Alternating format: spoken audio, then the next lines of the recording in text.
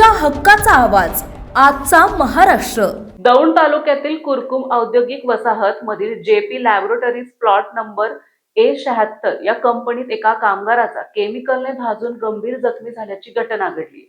मिळालेल्या माहितीनुसार JP laboratories या कंपनीमध्ये कंत्राटी कामगार शंकरपाल गोंड या परप्रांतीय कामगार काम करत असताना त्या कामगाराच्या अंगावर नायट्रिक ऍसिड हे केमिकल कामगाराच्या अंगावर पडल्याने तो गंभीर जखमी झाला असून त्यांच्यावरती दौंड येथील खासगी रुग्णालयात उपचार सुरू असल्याचं औद्योगिक सुरक्षा अधिकाऱ्यांकडून सांगण्यात आलं आहे।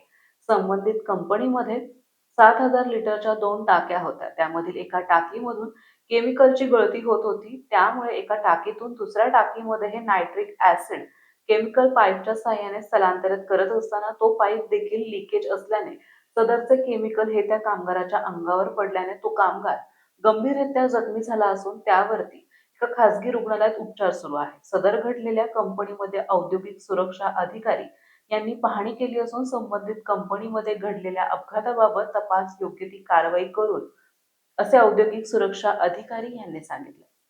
आजचा महाराष्ट्रासाठी परशुराम निखळे, दौंड।